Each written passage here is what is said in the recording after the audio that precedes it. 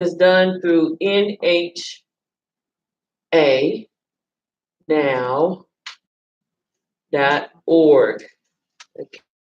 Okay. And the certification that you're going to get is CMAA. Oh, Lord, I got that right. CMAA. You have to come to classes. Yeah, you all will finish in October, so you all have 3 or so weeks to go to class, and I think you're gonna say it's gonna be November 7th. It's gonna be your test date, and that's for I could be wrong. So Victor, Brenda, Diana, upon the last day of class from Ms. Shackelford. Okay, and the study guide will for the CMAA. Okay, for the CMAA. Now, you're probably wondering, what does CMAA mean? Medical Administrative Assistant. Certified Medical Administrative Assistant. Okay?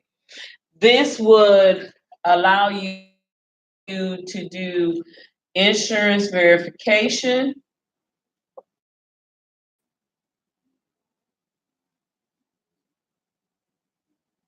medical records,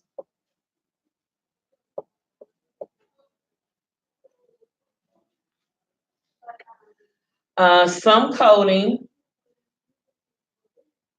and let me differentiate physician coding.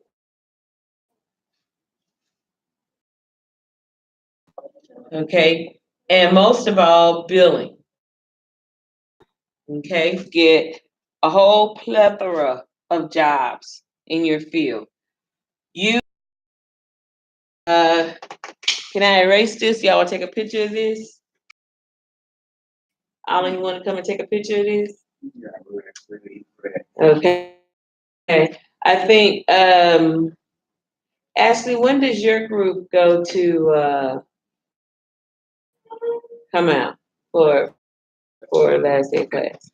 Ours is in November. We end in November. Okay, y'all end in November? Oh, okay. Depending on, that started in February? Okay, all right. Depending on where you finish in November, your test date will be December 5th. But verify that with Ms. Shackelford, okay? Verify that with her to make sure. Okay, can I erase this? Now, you're probably saying,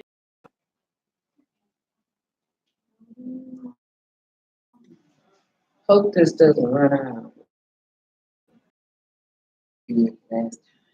Health information technology.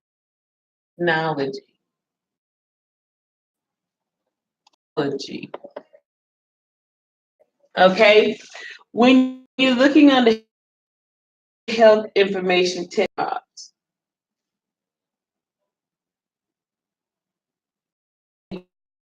release of information, ROI.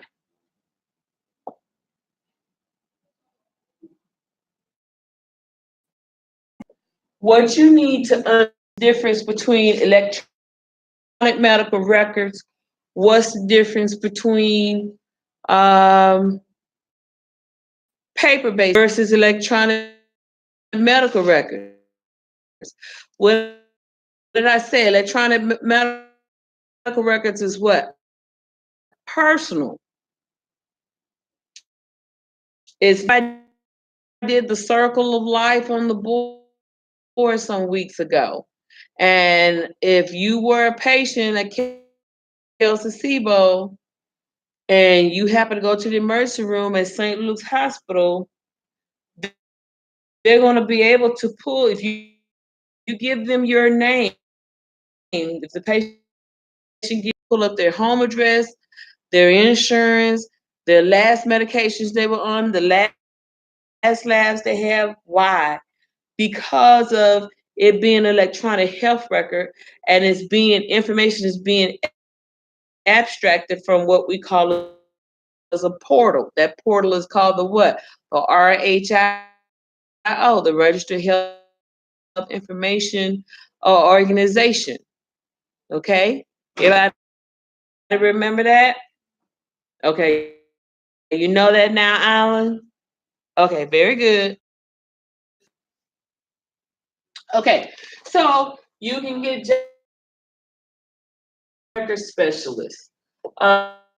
Another one is insurance verification. You're probably saying, "Oh, Miss Harvard, this is just an easy job." Well, yeah, insurance, but it's more to it than just verifying insurance. You got to keep up with outpatient, inpatient pay. You got to keep with authorization numbers. Does it need to be extended? You're going to learn that. Can you take the same authorization number? Remember, I talked about that one time before about authorization numbers. When I say this is an Aetna authorization number, by example, 113956 X 3 office visits. Today is what? April what? 8th. So this is going to expire July 8th.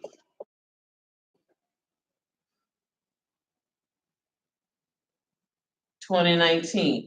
And remember what I said, sometimes 3 office visits might get used up before July 8th. What are you going to do if the patient needs to come back and see their specialist? Authorization numbers are for specialists, for specialty doctors, not for the PCP, but specialty doctors. Who obtain the authorization numbers? The what? The PCP. PCP means what? Primary care physician. Thank you, Diana. So the primary care physician is allowing the patient to see the specialist another 4 or 5 times, and the insurance verification specialist for that specialist needs to take the same authorization number here and get an extension. They need to call Aetna authorization department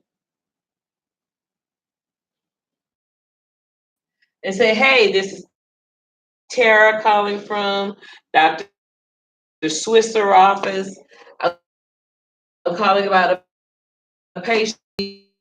It was good for July 8th. She's used up all her office visits. Can I get an extension on the same authorization number?" She's probably more than likely say yes. I'm going to give you another 3 office visits, and it's going to be good for another set of months. So now it's going to be good for until October 8th, 2019. Does everybody understand that? You can extend the same because the work stays organized. The claims is filed. Patient used up all of this, and you need to get an extension November December, January. So this will be good from January 2020. So what's going to end up happening? This is going to become spliced. What do I mean by spliced? In 2019, and you have one visit. Okay, so yes, service here is going to be now under this abstract year. Teaching you about abstract search. If you that lets them know you know. That's why I'm recording this on YouTube. So in case this is like too much and over your head, you can replay this over and over as much as you want to. I don't care. Okay, now in verification special. Now, yeah. Okay, baby. Okay, so now, uh, uh,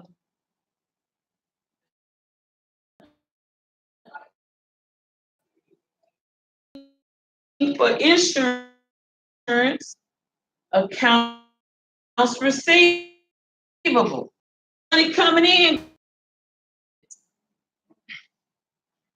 and then after you post EOB payments, then you need to send out some residual letters called collection letters, and we're going to talk about that later on, which is part of a what? Aging report. Does everybody understand that? Who remembers what I said about aging reports? Did I mention that about aging reports in this class, or was it another class I talked about it? Maybe it was in one of my other classes. Okay, 30-day, 60-day, 90-day, 120, after 180, I'm sorry. 180. After this, the doctor's office can sell to an accounting firm. They can write it off. Does everybody understand that?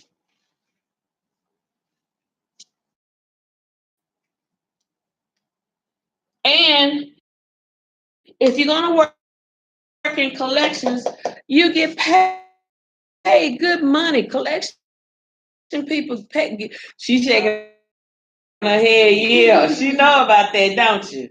Yeah, they get A lot, so I don't want to do that job. What happened, dear? They get hanged up a lot. Yeah. Or blocked. Or blocked. Yeah. Yeah. Yeah. Yeah. Yeah. Yeah. It's a trying job. But somebody got to do it, right? Yeah. And okay. Accounts receivable, medical biller. Now, biller is different types of biller. Sometimes you have a primary biller.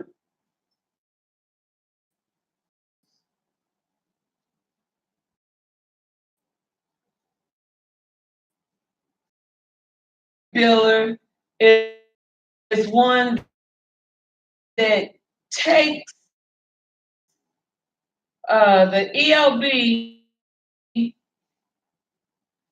of the primary insurance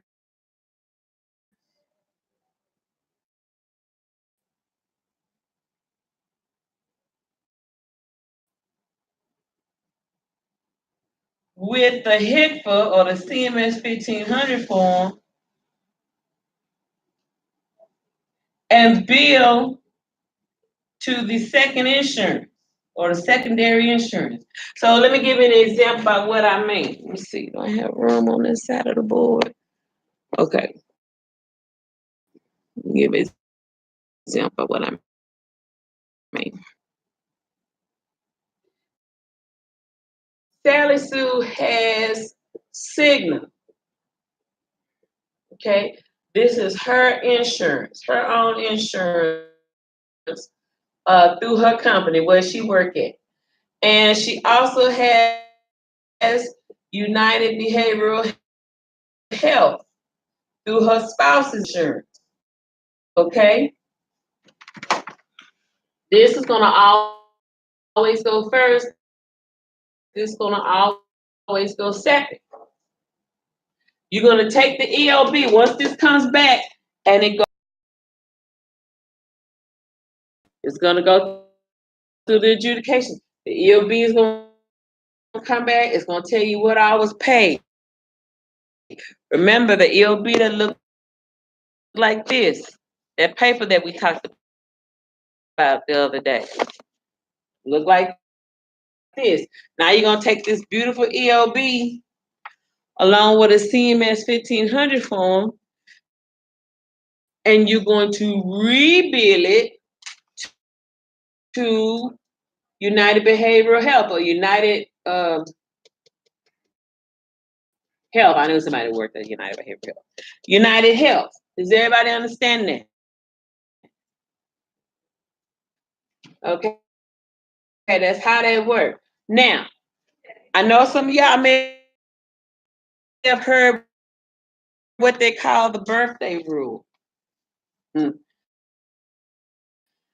Birthday rule does not apply in this situation. Let me explain that.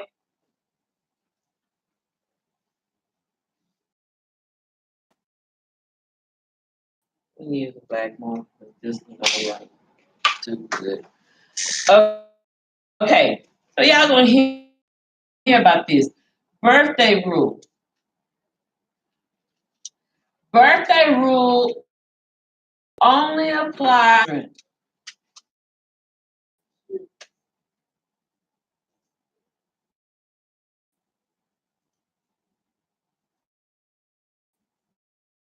It only applies to children.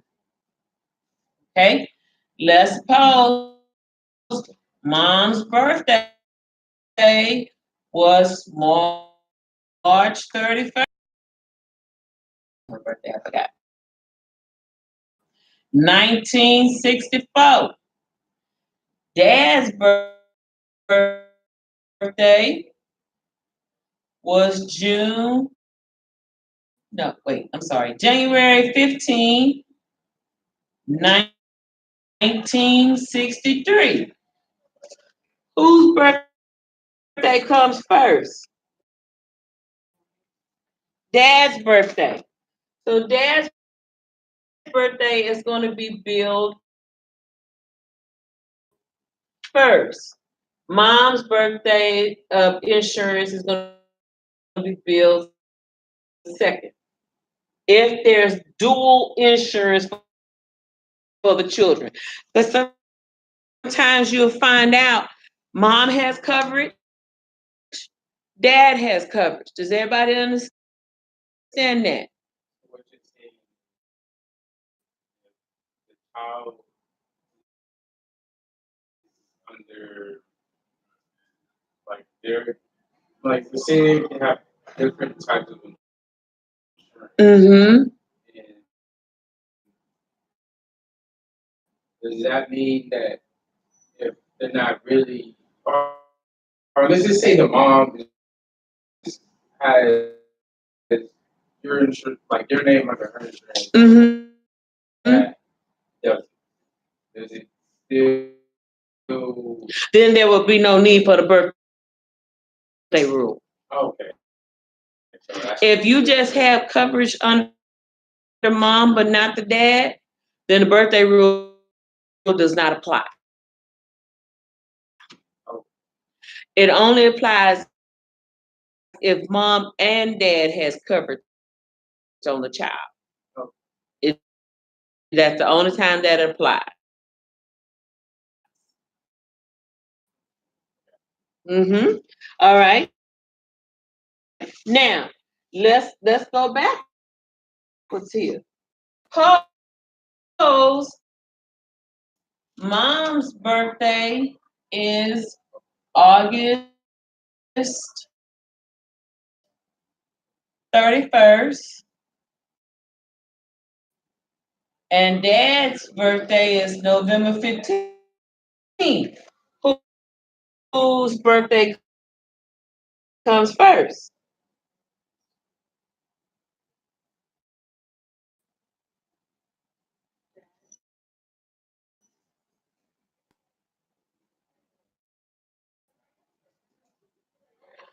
Sure. No, it's the mom. The year Mom's doesn't- birthday. Hers year- get filed year doesn't first. matter. Just the month. It does matter. Yeah, it does matter because she's born in August. Yeah, no. I But thought from 60. No, we're going by the month. That's what I just. Okay, what did you just say, I said baby? the year doesn't really matter.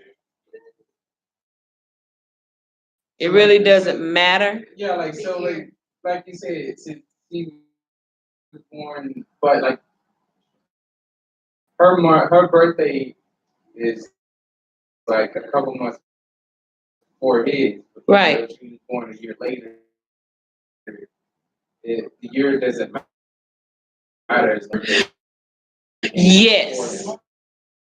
Yes, it's not depicted on the year, it's depicted on whose birthday month is first. Now, the only way this will supersede the birthday rule is unless there is a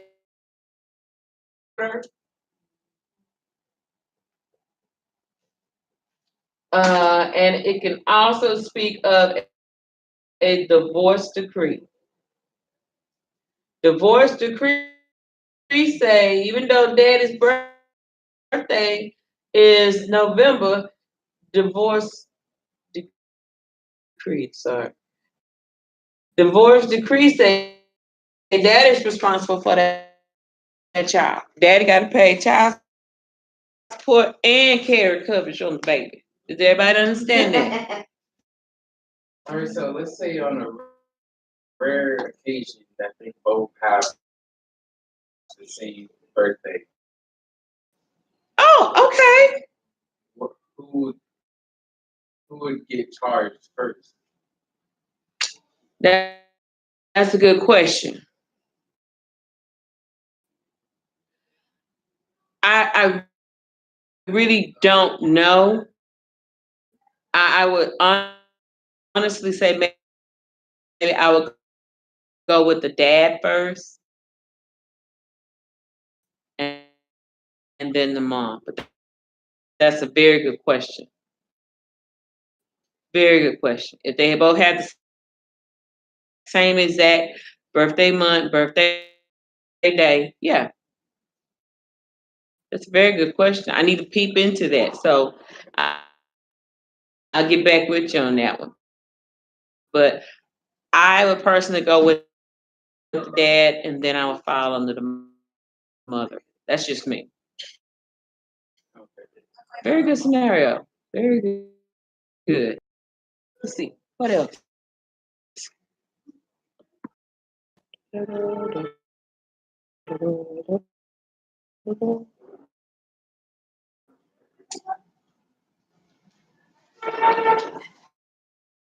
Okay. All right. So there are some key terms that you all must learn and understand, like confidentiality. You have to be a good problem solver. I know y'all don't care for the math, but it's just basic math. It's not algebra. There's no geometry. Everything is basic math. RBS is it's everything is already computed. You just need to understand where the amounts come from, where the mathematic formulation comes from. That's all. You just need to be familiar with it. Category. It's like scheduling, records management, administrative duties. How many of y'all like administrative duties? How many of y'all like medical records? Filing, scanning paper. Yeah. Okay. It's part of your job. Okay. Okay. Being a documentation specialist or release of information officer, that's real important because you got to make sure that things are copied and scanned correctly. $1.50 a piece. Patient. If it's the physicians, and I've had two. Well, I had one in particular, especially try to charge me to send to my nephrologist.